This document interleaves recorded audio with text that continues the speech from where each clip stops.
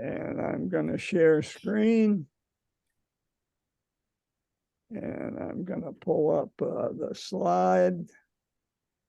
And we'll start right from this play from current slide. Okay, and I hope you're seeing a map of Ukraine.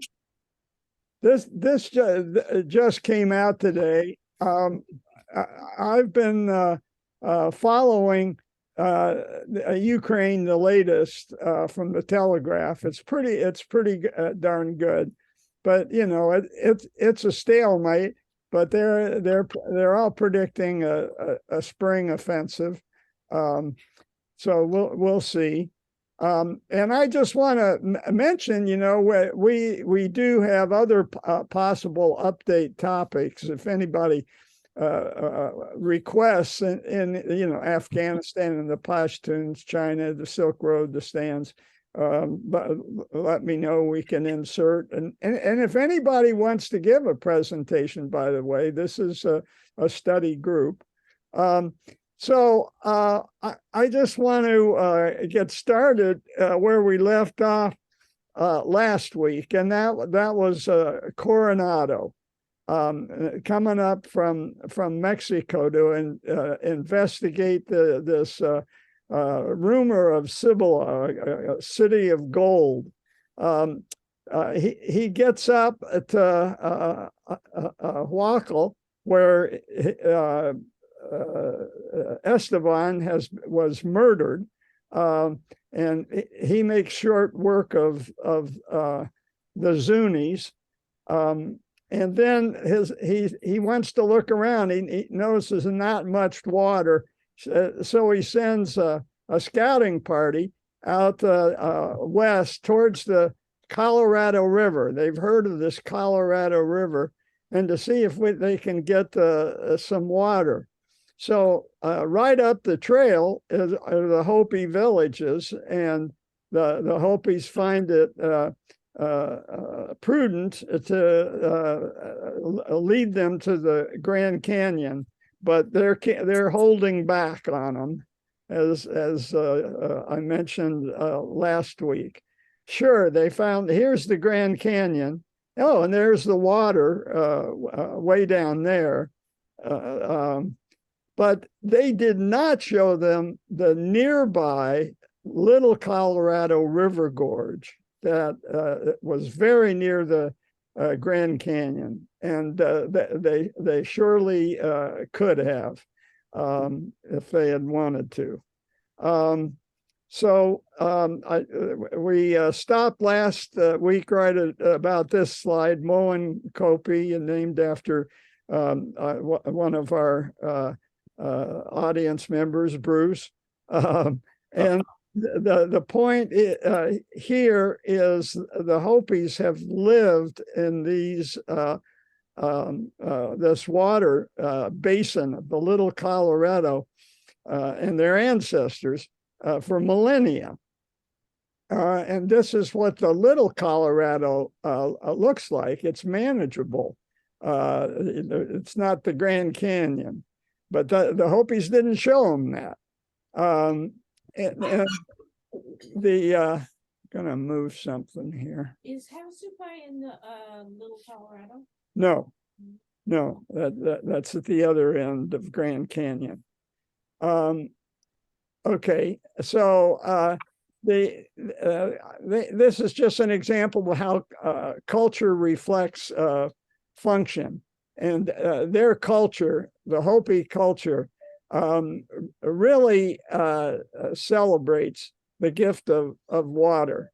Those Hopi mesas, they all tilt downwards from north to south, and the winter snow and monsoon rains percolate through the rock and hit a layer of clay. And that forces, as the water flows south downhill, it forces the water up and out of springs. And this is the Hopi's secret. How can they do so-called dry farming? Well, they know where the springs are. I'm just repeating this. I dropped Pepper's pointer down, and we saw that the water came down from Moenkopi into the Little Colorado and the Grand Canyon. But this is the way that they celebrate the water that goes in the Grand Canyon. They make it sacred. And there is one particular sacred spring, and it's after the confluence, and it's here. You see a distinct color, and maybe this is one thing that tipped them off. This should be some sort of special place. It's a deposit of minerals in the springs right here. They get deposited. You get this orange and yellow, and they came up with a creation myth about this particular spring in this particular spot, and they gave it a name. It's Sipapuni, and it's in the Grand Canyon, and they're not the only ones. The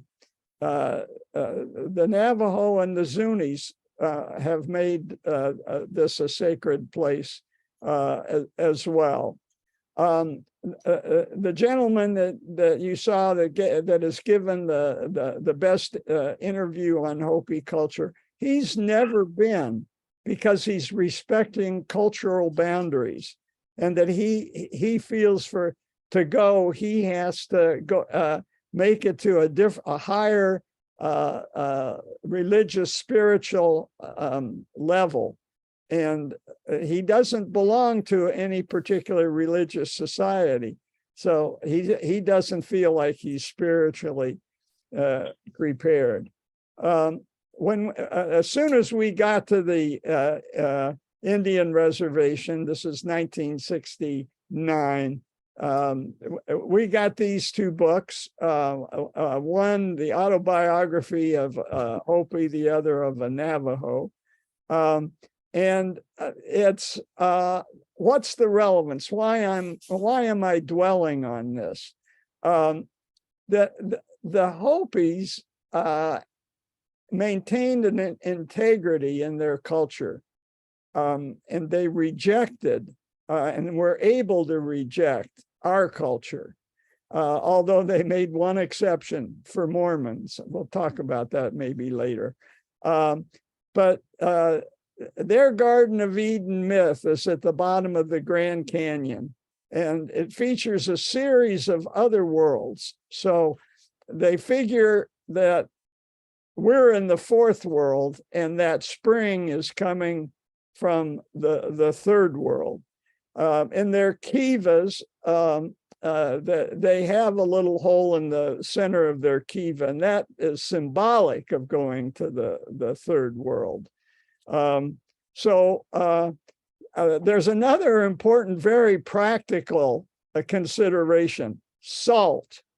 So that was a scarce commodity, and so they developed a salt trail that went down into the bottom of the Grand Canyon, and where the Colorados, both of them, evaporate, that leaves salt at a certain time of year.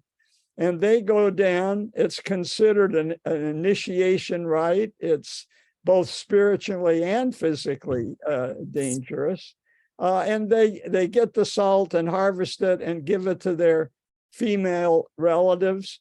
So there's some sexual significance. And on their way down, and I was told this by an elder,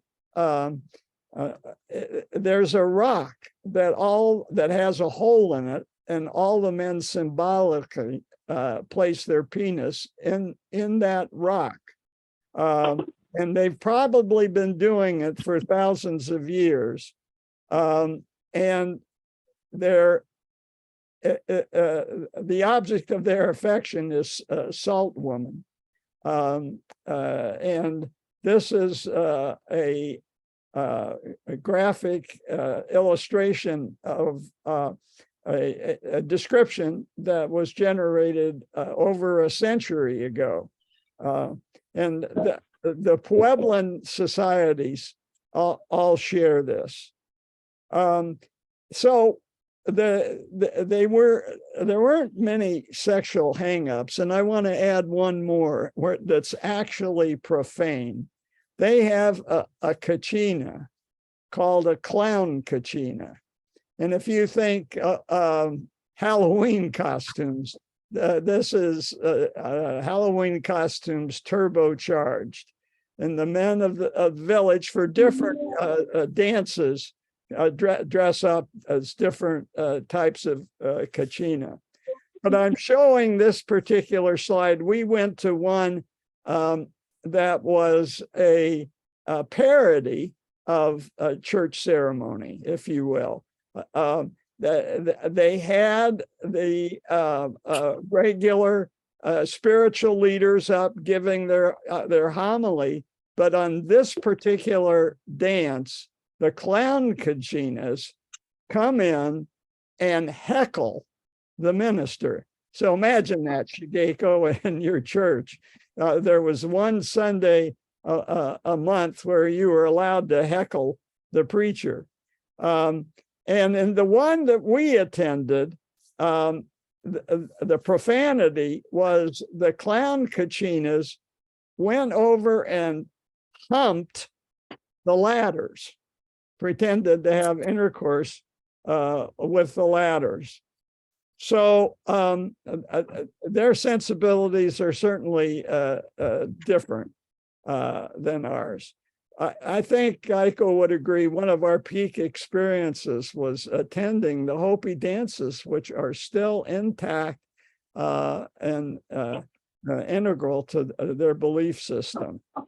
Now, this is a rock, Castle Rock, that we could see from our living room.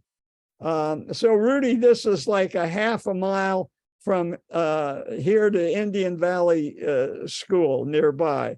And this is the salt trail went right by this rock. I was reminded that, you know, we've got the American Discovery Trail running by so close to our house. Our life has been charmed. We were right near the salt trail. And so we would go out to Castle Rock, that was kind of a little oasis. And it was a treasure trove of a Hopi culture. This is Castle Rock. And the translation for their name for this rock is newspaper. It's right in the heartland. In this complex, 5,000 petroglyphs spread around over 150 boulders. Clan signals, symbols, some known to go back to 1200. And unlike other sites, this site that are a mix of different styles and different times, these petroglyphs have been collected in an organized fashion. So it really does serve as a chronology that matches the oral history and the archaeological findings going back to the Anasazi. We talked about them last week. So down in the little Colorado itself, here are the Grand Falls of the Colorado. You can't imagine walking up on the painted desert that there's so much water that's being collected and being contributed to the Colorado. And So this is a natural phenomenon, and people have been living here for 8,000 years. Navajos and Apaches soon got the Pueblo people's secret. And it was an ideal place to live because there are many sheltered canyons, which were good for defense. So before the Hopis moved up to the mesas, they actually lived down here. And you can see these are Navajos at the upper portion of it, heading down. I don't know how far they'll get their wagons, but you can see it becomes quite blue. And that's from calcium carbonate. There's a substance called tufa that's like spongy, that coats the riverbed, and then on the side it's their local version of cement, travertine, that solidifies. And there are several springs that are said to provide most of the water that reaches the main Colorado, which is fascinating. The most significant one is called Blue Spring. It has the largest flow of any of the springs feeding the Grand Canyon. So here's the confluence. This is the little Colorado feeding in. These days up here would be the dam and Lake Powell. And you can see the difference in the color, the baby blue of the little Colorado. So this is what the Hopis did not show the Spaniards. And the other thing that makes all this relevant is there's a lot of continuity between the Hopis, and we've seen they go back to the Anasazi. But I'm going to show you a little bit later the Anasazi ruins of Wapatki and a volcanic crater that, I'm going to make the argument that there's a continuity that goes all the way back to the Mayans 2 millennia ago. And just to give you a sense of what I'm talking about, this is the little Colorado feeding in to the main Colorado. This is the dam. This is Lake Powell. And this is the Sunset Crater. This is the big volcano crater. There are also meteorite craters. Can we see you pointing to it? Because we can't see it.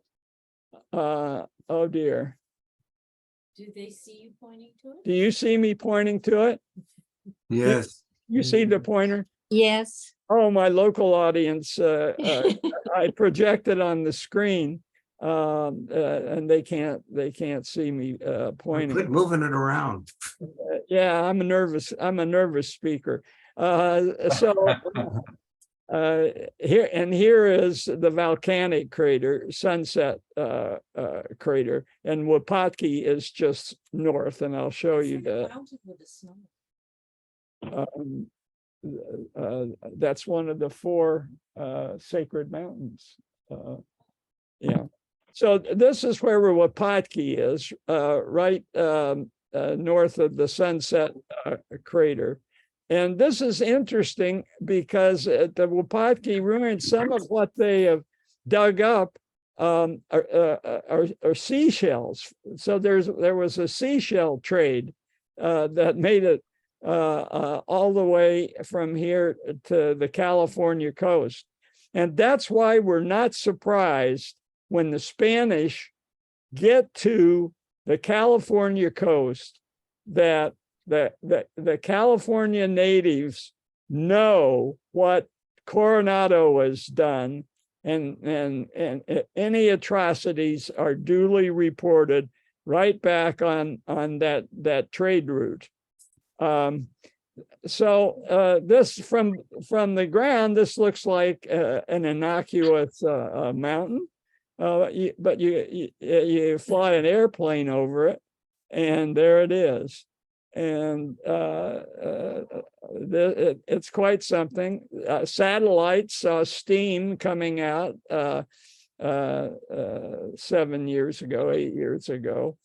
And these are the ruins themselves.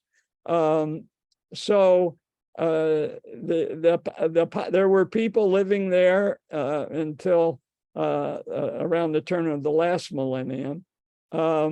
And what I want to show you in particular is a ball field. So this is an argument I'm making that there was continuity with the Mayans, and certainly the Aztecs after them.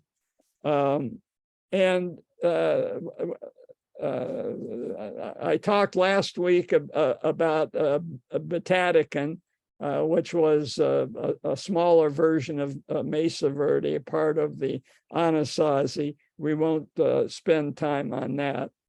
But when the Anasazi abandoned Batatican, and the theory is that there was a big drought and they came out.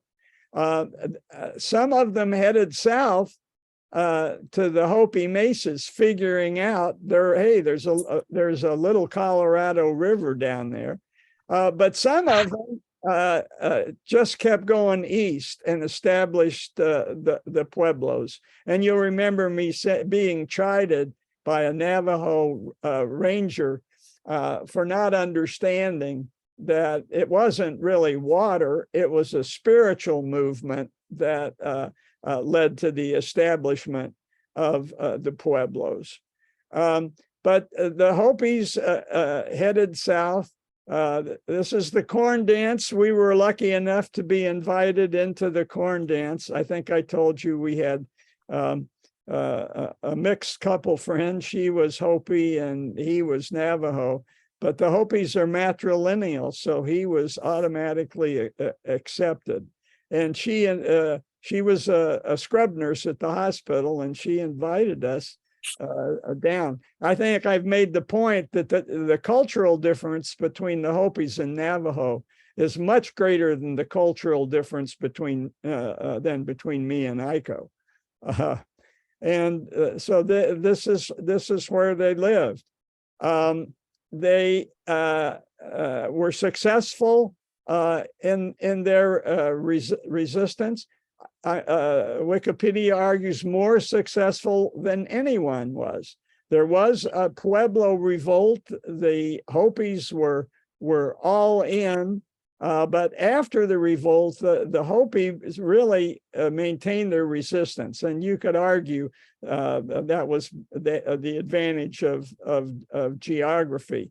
But the relevance of this is, why haven't the California natives kept the integrity of their culture? Now, you can argue some of them have, and I suppose we'll get to that. But in our experience, and I think Wikipedia agrees that they have resisted European influence almost more than any other Native American tribe. This is a statue in Washington, D.C. You know, each state gets a national statue, and New Mexico has put up a statue of Pope. He was not Hopi, he was Tiwa. But it said that he was inspired by the Hopi resistance. Now, the Hopi resistance continued all the way into the 20th century. And it's important in one particular city. This is the oldest Hopi city. This is where they first went when they abandoned the land of the Anasazi drought, and estimated they established this city in 1150, which makes it the oldest continuously occupied settlement in America. The St. Augustine in Florida, I think, is a close second, and it's at a pretty good elevation. John, it's well hidden. Yes. When I was in Taos, the Taos Pueblo people said they were the oldest continuously inhabited place in North America. So this is interesting, but they certainly predated, St. Augustine. Yeah. I showed a picture of Taos because that was the first Pueblo that was formed. But the sense is it is more on the beaten trail today, and Old Arabi's well hidden. Old Arabi's over there. A lot of people don't know Old Arabi. It's high up. And that's and the highway that the mesas are on is not frequently traveled, but you can't even see Old Arabi. It's a developed village, but on the horizon, there it is. And when we were there in 1969, there was this sign.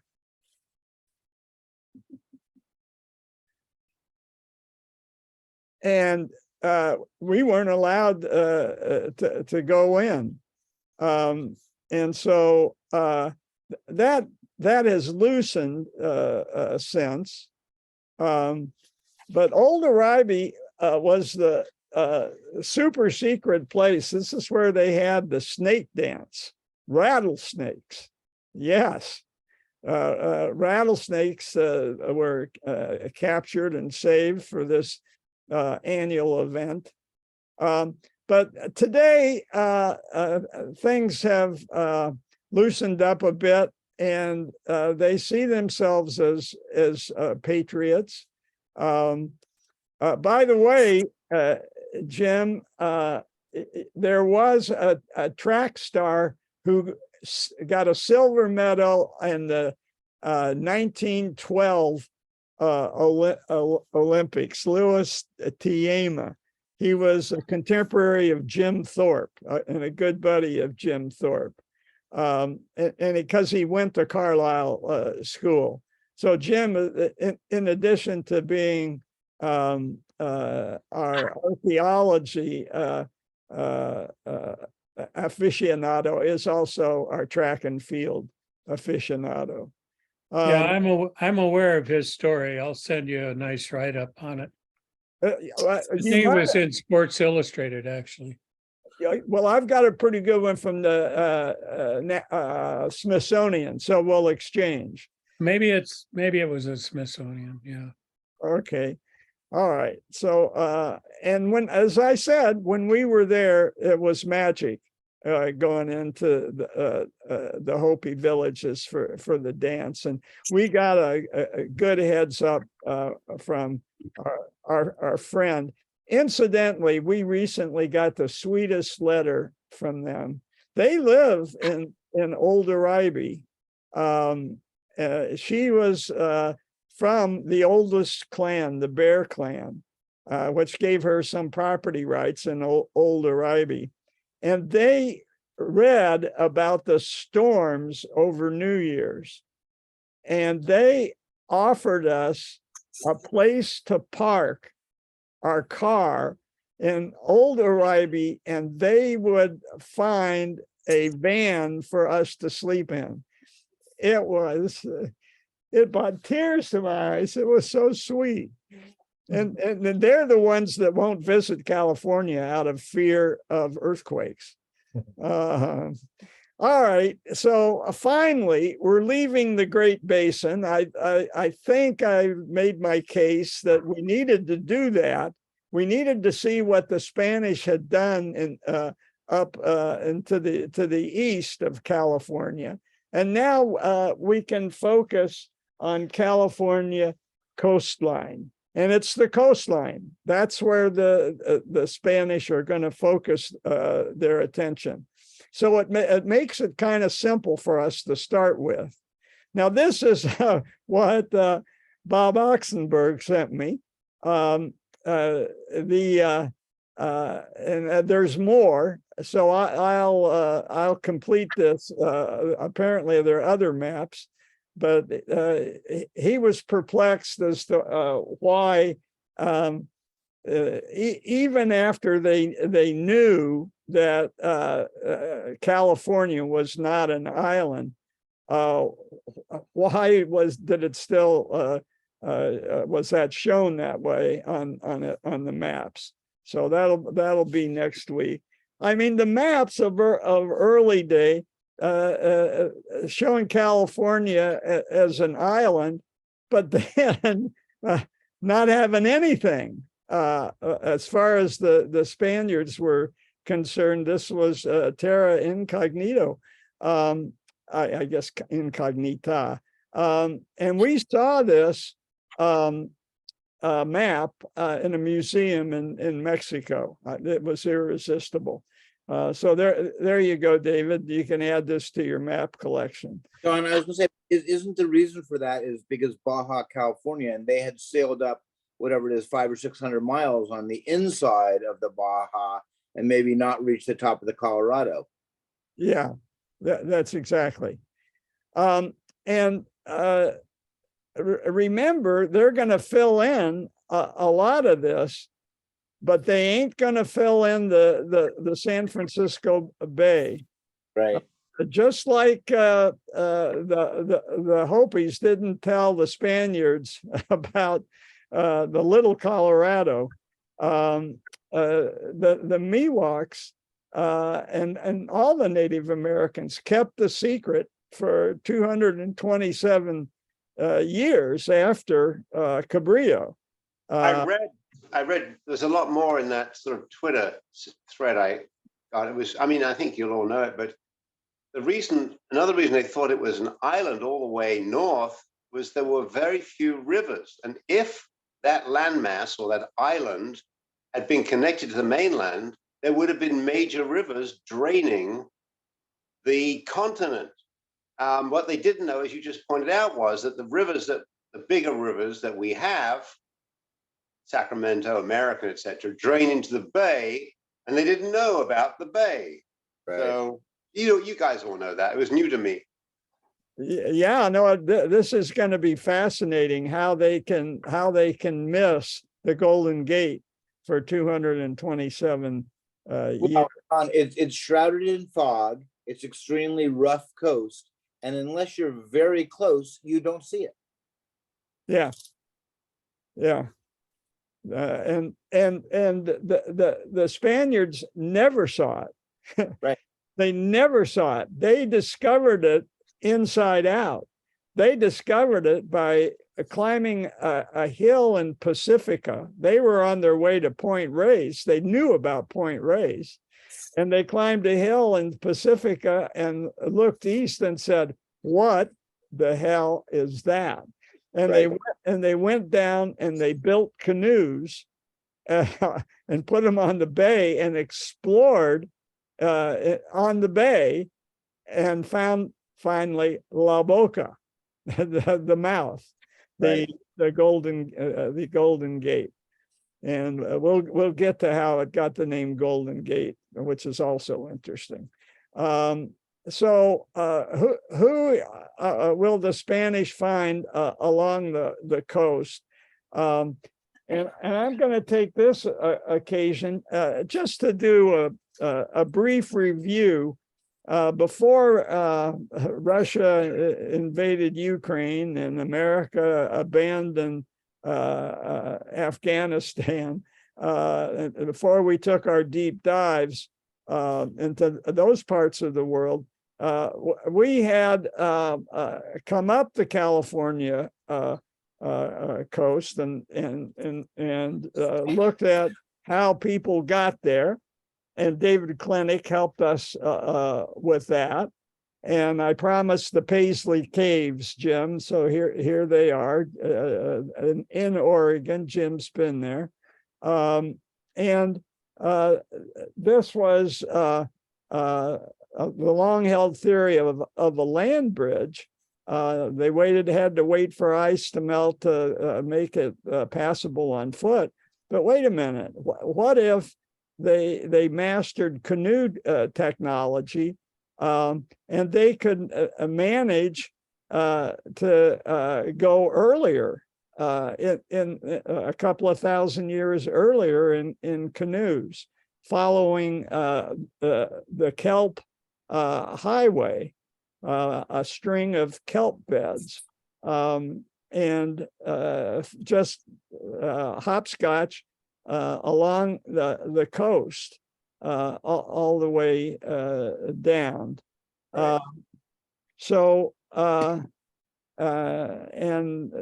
This is written up. You could Google it, the kelp. And there's another factor that figures into how's come the Bay Area developed late. It's because it wasn't a bay for a long time. It was just a river valley. And it depended on finding rising sea level to turn it into a bay, and that depended on global warming. And it's interesting to hear David Klinick and his rap on global warming. I think it was very sobering for a lot of us. John, can I interject? Yes. Yeah, so I don't know if you can go back to the slide that shows the ice-free corridor, supposedly ice-free corridor. There we go. So for years and years, for decades, and I don't know if Klinick is here to correct me, but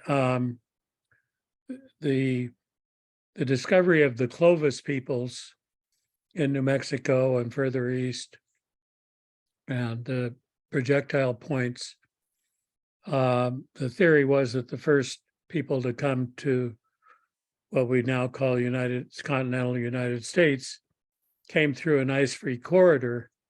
Well, it doesn't show as ice-free in your map, but they posit that there was an ice-free corridor there about 13 to 14,000 years ago. However, archaeologists now, the emerging theory is that before that, people came down along the coast because, as you say, the sea level was much lower. So they could actually hunt and forage along the coast. It was not an ice sheet along the coast because there was the sea level was hundreds of feet lower. When the ice melted, then the sea rose. And of course, that's what created the bay and a more difficult coast to survive along. Yeah, I have They some. would come down to the Channel Islands, which are that little further south. Yeah, I'm going to get Okay, the. I'll let you do the Channel Islands. How Yeah. they got to Paisley, which they have confirmed 14,500 years ago. So it preceded the Clovis population. Right. Right. how they got there, whether it was from the coast directly or coming up through California and Nevada, is not known. Yeah. Okay, thanks, Jim. That's Okay. good. And if you want to give a talk at any time in the future, You put so much good work into this, John. I enjoy living vicariously, but all right. I'll contribute what I know. John, just add one thing people don't realize, but 95% of the kelp along the California coast is edible. But it wasn't only the kelp, it was, of course, the fish, the sea lions, and all the animals that lived among the kelp that sustained the highway, provided for the food. Yeah, sure. Sure. Absolutely. Yep. All right. So here we are with the sea level. And 18,000 years ago, as Jim alluded to, the sea was 400 feet lower. So there's no bay. This is all land. It's a river valley, the Sacramento and the San Joaquin. And the shoreline is 19 miles out. So for those of you that have been in a boat out to the Farallones, it might be preferable to walk it than to go on that bumpy sea. And That's not the San Joaquin there. That's whatever from San Jose that comes okay, up. thank you.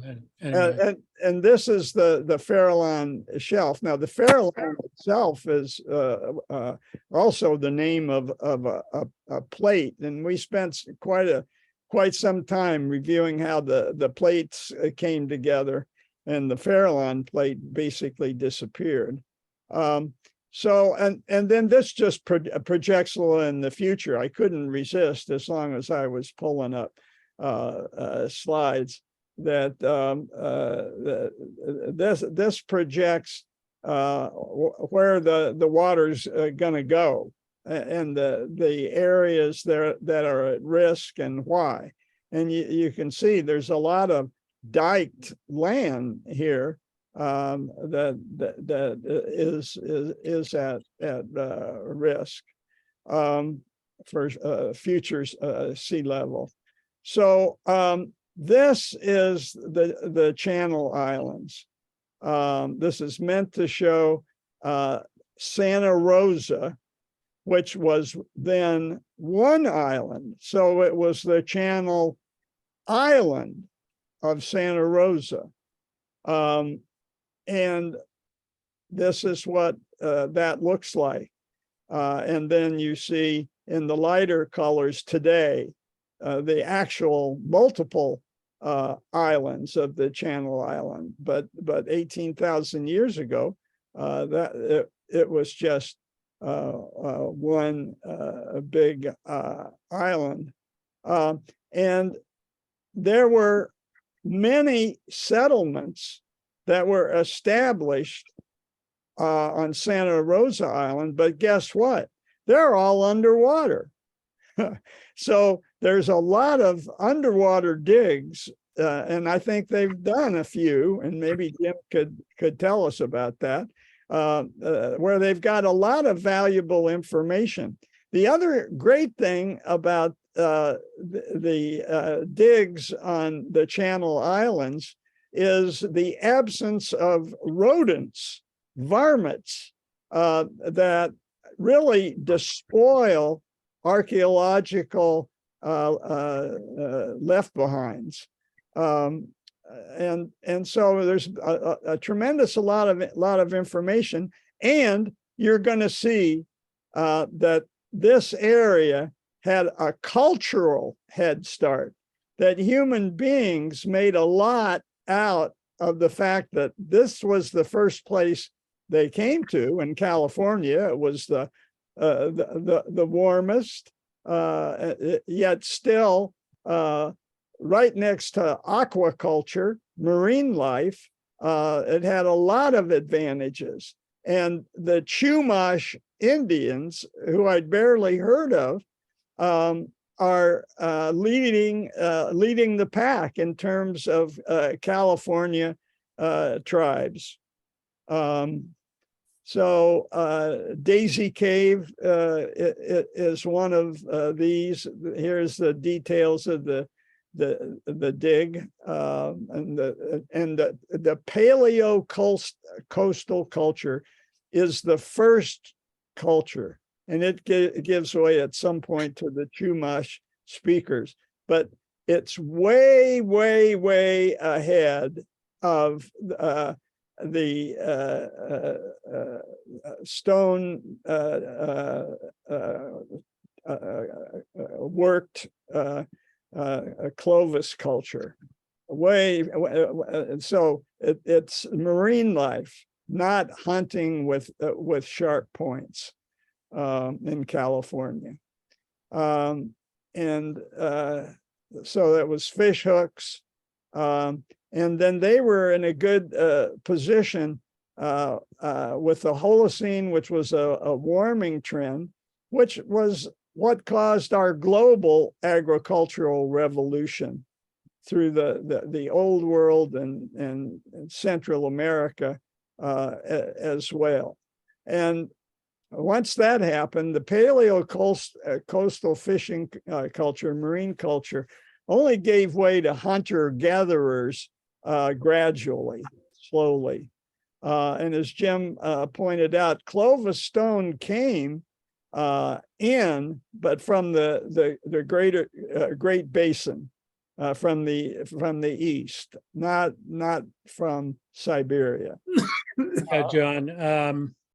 So Clovis was actually about 13,000 years ago, and they've not been able to identify an earlier culture in the Channel Islands, but of course they have in Paisley Cave and a few other sites in the Northwest, or the Northern Great Basin. Yeah, but in California itself, it was the paleo coastal. Yeah, there was of course, the Clovis. You can't say that Clovis was later, though. Well, they came to California later, I guess. Yeah, that's my point. That's okay. the only point I want to make. Okay, fine. Yeah. And so people began filling once the Clovis came, filling California in a staggered, non-geographical, uniform manner. So it wasn't all at once. And then let's talk a little bit about languages before I have to sign off. The first language group to arrive was 8,000 to 9,000 years ago. KYA is kilo years ago. And they were attracted with the Holocene warming trend to a lot of things, but among them the oak. And in they came, and they kind of spread out quite a bit. At least the evidence of where they are these days. This is an interesting map. You'll see this multiple times, because this deals with the 6 major linguistic groups. There's 100 languages, but if we can just keep straight 6 linguistic groups, we'll be doing great. And so this is purple and splattered around the state, including Death Valley. Bay Area archaeological sites. Have you been to Vasco Caves, Jim? No, I don't think Bob so. has. Bob, tell us about Vasco Caves. Well, briefly, you have to become part of a group. You're taken in there by, now I can't remember which organization it is. I guess it's the water company that guides you into the caves, and they have petroglyphs, and it's fascinating. There's some vernal pool areas, but you can tell us a lot more than I can tell you. It was a wonderful visit. Yeah, so it's East Bay Parks, And I got the phone number. we can get assigned a naturalist, a 2-mile hike, and what were we going to see? So it's in the direction of Livermore and Altamont. You could see the windmills in the back. More about that in a second. And just what Bob said: the vernal pools, the rocks, and then the natural springs out there, And the petroglyphs. and petroglyphs, as we are about to see. So cave art dating back 10,000 years. We live in our county. In our county, there's cave art. It goes back 10,000 years. I'll show you some of it. More recently, it was Ohlone and a regular meeting place. Was a central place for a lot of different cultures from the coast and the Central Valley. And we'll see evidence of the acorn in just a second. And this is from inside looking out at the windmills. And here's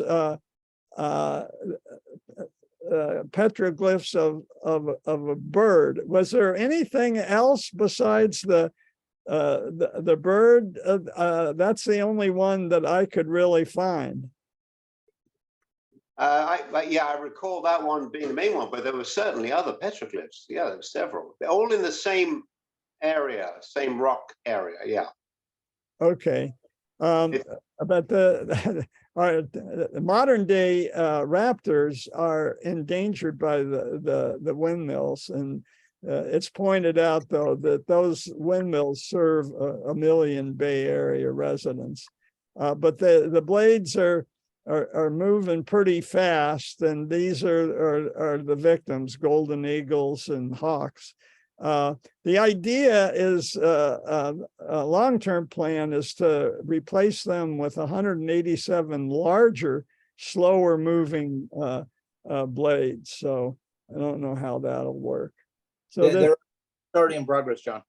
They're already the phase 1 was the real killer. The phase 2 is already in place, and they're moving into phase 3. So okay. Okay. I'm not sure if you can see this, but there were also there were spherical rocks in the wall face. Now I can't recall how they formed, but they were fascinating too. I'm showing a picture here. I'm not sure if anybody's seeing it. Can't really see it, Bob. Yeah. Okay. So Vasco Caves used for 8,000 years by Central Valley, Miwoks, Ohlone. They also, in addition, did a lot of trading there, dancing, gambling, doctors and spiritual healing going on. And it's interesting, today, there's a lot of agencies. We saw East Bay Park, but some wise guy said, all this squabbling between different bureaucracies, modern day bureaucracies, the metaphor is Vasco Caves. They came together to celebrate what they had in common, and we should do the same thing. So this is going to be a good place to stop. When we return, we're going to be getting to the Penutians and the people who came for the acorns. And we'll be mentioning one of David Klinick's favorite places, which is Grinding Rock State Park. Yeah, Mike. You started to mention something about one of the tribes accepting the Mormons, and you said you're going to mention that later, maybe another time, or can you tell us now? So the place where we went was called Tuba City, But that is a slang for Tuva. Tuva was a Hopi chief who invited the Mormons to come. And when the Mormons came, they independently decided to name the city, not instead of Tuva's city, they decided to name it Tuba. The alliance was one of convenience against the Navajos, who raided both the Hopis and the Mormon farms, rustling cattle all the way. So it was a political military, but it also over time the Hopis were a village people. They were, if you will, urban, as opposed to the pastoralists like the Navajos, who were nomadic.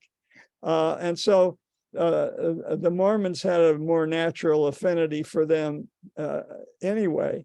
And they, before you knew it, were sponsoring Hopi kids to go, not to government schools, but to Mormon schools. Our friends, the mixed couple, they're, in addition to being very traditional Hopi, they're also Mormons. So, which was interesting because the Navajo guy organized a basketball team, and we got a Mormon missionary who was 6'5" on our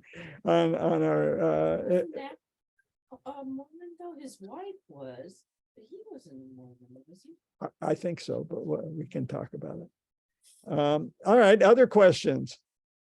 Well, one a small comment on the Vasco caves. I was looking at photographs that I took, and there were no photographs of any petroglyphs. And I recall now, we were under orders, do not take any photographs of petroglyphs. They're very concerned that if it becomes too well known, that location, it's pretty easy to get to, although there are gates and fences, that it would be dangerous for the site. That makes sense. That makes sense. The Mormons thought that the Navajos were the chosen people, though, didn't they? What's the question? At one point, yeah. What was the question? Oh, the whether the Mormons thought the Navajos were the chosen people, or whether it was all Native Americans, and I can't remember that detail. So I think the East Bay Hill people, their organization, they're trying. There's a kind of a movement afoot to try to protect some of those areas, particularly on Mount Diablo, that with the mortar sites and all, because there were several villages in there that between the Bay Miwok, the Saquon tribes, Volvan, there's a whole series of them. And so at any rate, I think they've tried to take some tours and things back in that area to try to show some areas. Okay, interesting. Well, Cookie said the caves, the Miwok caves that are out there. Yeah, there's apparently some Miwok caves that as part 2 of our field trip after Vasco caves, Connie Loosely can take us to the Miwok caves. There she goes. Yeah, she'll know. Yeah. Actually, her son knows better. Yeah. Yeah. Okay. Any other questions, comments? No. Okay. See Yeah, you next week, and we'll actually get to a Spaniard setting foot on California soil. Right. Thanks, John. Thank you. Thank you, Thanks. John. You bet.